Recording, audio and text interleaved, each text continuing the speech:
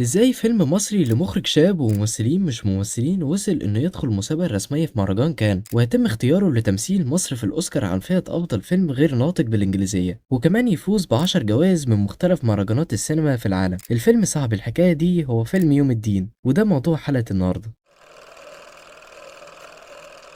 يوم الدين فيلم مصري اتعرض سنة 2018 من بطولة راضي جمال وأحمد عبد الحفيظ، وهو الفيلم الطويل الأول للمخرج والمؤلف أبو بكر شوقي. الفيلم بيحكي عن بشاي، راجل بسيط عايش في مكان اسمه المستعمرة، وعايش في المكان ده بسبب إن هو كان مريض بمرض الجذام. وبنعرف إن المستعمرة دي كان بيعيش فيه الناس اللي عندهم مرض الجذام أو أمراض مشابهة. وفي حالة إنك ما تعرفش أصلا إيه هو مرض الجذام، خليني أقولك الجذام هو مرض جلدي مزمن بيحصل بسبب نوع من البكتيريا اسمها الفطرية الجذامية. المرض ده بيهاجم الجلد والأعصاب المحيطية وبيسيب ندوب واضحة على الجسم كله، واسمه برضه داء هانسن تكريما للدكتور النرويجي جيرارد أرمور هانسن المكتشف للبكتيريا الفطرية الجذامية المسببة لمرض الجذام. المهم إن المريض بالمرض ده بعد ما بيتعالج الندوب أو الجروح اللي عنده بسبب المرض مش بتروح، وبيعيش بيها المريض الباقي من حياته. بعد ما عرفنا إيه هو مرض الجذام، خلونا نرجع للفيلم تاني. بنكتشف إن بشاي متجوز بس مراته تعبانة وفي قسم الأمراض العقلية في المستعمرة دي، وبعد فترة صغيرة مراته بتموت. بعد وفاة مرات بشاي بتيجي أمها عشان تزور قبرها، ومن هنا بشاي بيعرف إن مراته كان ليها ملف فيه معلومات عن أهلها، وبيقرر بشاي يروح الإدارة ويسأل عن الملف بتاعه، ولكنه بيعرف إن ملوش ملف، وده بسبب إن أبوه سابه على الباب ومشي، وإن هو ما دخلش المستعمرة بورق رسمي. ومن هنا فعليا بيبدأ الفيلم. بشاي بيقرر إن هو هيخرج من المستعمرة ويروح يدور على أهله اللي كل اللي يعرفه عنهم إنهم في حتة اسمها بحور تبع إنا.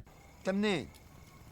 من حته اسمها بحور تبع جنة. رغم ان هو عمره ما طلع من المستعمرة او ركب مواصلات او حتى يعرف الطريق، بيقرر انه هيقطع الرحلة دي على عربية كارو مجرورة عن طريق حمار اسمه حربي، وكل اللي معاه خريطة بدائية جدا رسمها له صاحبه. وبيروح معاه في الرحلة دي اوباما، طفل يتيم عايش في المستعمرة وصاحب بشاي. وبتبدأ رحلة بشاي وصديقه اوباما من المستعمرة اللي تالي انها في بحري الى صعيد مصر وتحديدا هنا للبحث عن اهل بشاي. وبنشوف المطبات اللي بيتعرض لها بشاي واوباما في الرحلة بتاعتهم، من سخافات الناس بسبب شكل بشاي وخوفهم من العدوى، وناس حاولوا يسرقوهم، وموت حرب الحمار، لحد ما بيصلوا لمجموعة من الناس كل واحد منهم عنده إعاقة وخلته مهمش أو منبوذ من المجتمع زي بشاي أو أوباما. ومن هنا بنعرف ليه الفيلم اسمه يوم الدين. احنا عايشين على أمل إن يوم الدين كلنا سواسية.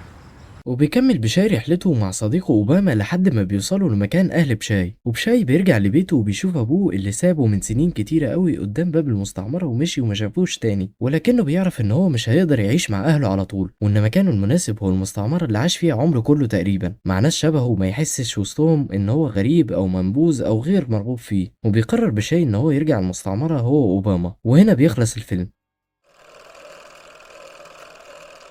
فيلم يوم الدين ببساطة شديدة نقدر نقول عليه تجربة استثنائية، وده بسبب حاجات كتير، منهم الإخراج مثلا. الإخراج كان مركز على الواقعية بتاعة الفيلم، يعني التصوير في أماكن حقيقية مش من جوه استديوهات، واستخدام إضاءة طبيعية معظم الفيلم وهكذا. ده غير طبعا الاستعانة بممثلين غير محترفين، وبصراحة دي محتاجة وقفة. حجم الريسك اللي خده مخرج أبو بكر شوقي في الفيلم ده مش طبيعي، يعني مخرج شاب بيعمل أول فيلم طويل ليه اللي هو أصلا مشروع تخرجه من ماجستير في الإخراج من جامعة نيويورك. رحت درست في نيويورك، بعدها عملت ماجستير هناك في الإخراج. وده مشروع تخرجي من هناك.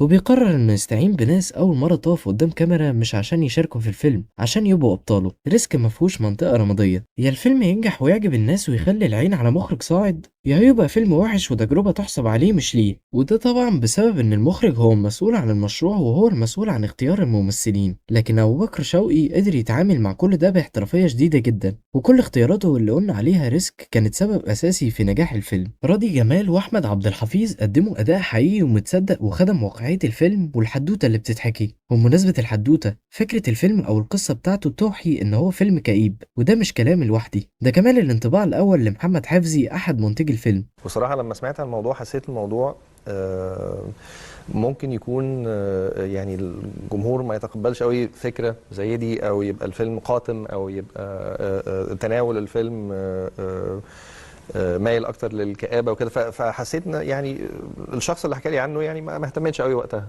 لكن الفيلم مش كده خالص، دي كمان نقطة من نقط تميز الفيلم ما حاولش ان هو يبتز المشاهد عاطفيا، هو بس عرض شوية مواقف صغيرة وبعض اللحظات اللي بتخليك تعرف نظرة المجتمع لأي حد عنده مرض زي مرض بشاي، بس من غير ما يبرز المعاملة العنصرية لبشاي ويقوم عليها الفيلم كله. ده غير ان في حاجة عجبتني قوي بصراحة، هي ان بشاي اصلا مسيحي زي ما هو واضح من اسمه، لكن برضه ما تمش استخدام النقطة دي في محاولة لاستعطاف المشاهد زي ما قلنا قبل كده، لا هو حطها بشكل ممتاز، مواقف صغيرة اتحط فيها بشاي وقدر بالبلدي كده يخلع منها بسلاسة شديدة، محاولش انه يدخل حتة العنصرية الدينية في الموضوع، وسواء المخرج عمل كده عشان يتجنب الكليشيه او حتى عشان ما يدخلش الدين في الموضوع، فمن وجهة نظري ان ده اختيار ممتاز ومفهوش استسهال وحاجة تستحق الإشادة. وعجبني كمان نهاية الفيلم السعيدة في فهم البطل بعد رحلة طويلة عشان يوصل لأهله ان ده مش مكانه المناسب في المستعمرة، المكان اللي عاش فيه 30 سنة، محاولش يكمل بره الكومفورت زون بتاعته ويعيش وسط أهله اللي أخيرا وصل لهم، لأنه عارف واحنا كمان عارفين ان هو مش هيعرف يتعايش مع أهله عشان ببساطة شديدة هما ما يعرفوش بعض وحياتهم مختلفة تماما عن بعض، والتأقلم معاهم مش سهل. النهاية السعيدة مش في وصوله لأهله، النهاية السعيدة في التصالح بشيء مع نفسه وتقبله للواقع.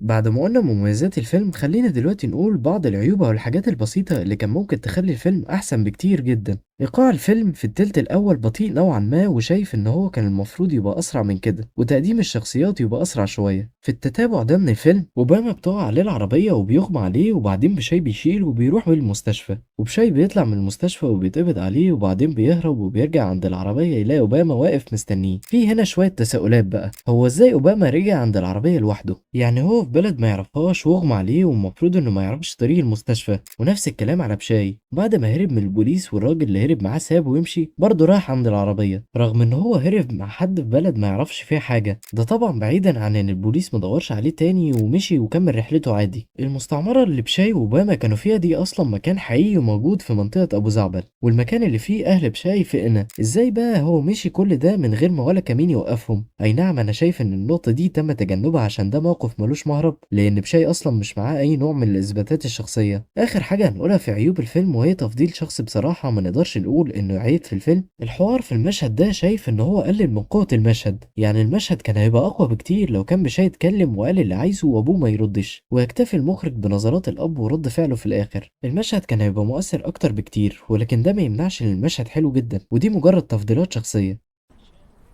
يا بابا يا جاموسة. في النهاية نقدر نقول على فيلم يوم الدين إن هو فعلا فيلم يستحق المشاهدة. صحيح هو فيه شوية حاجات زي اللي قلنا عليها ممكن ما تكونش أحسن حاجة، أو كان ممكن يبقى ليها بديل أفضل، وممكن تبقى حاجات عادية بالنسبة لناس كتير، ولكن ده ما يمنعش إنه تجربة استثنائية تستحق التقدير.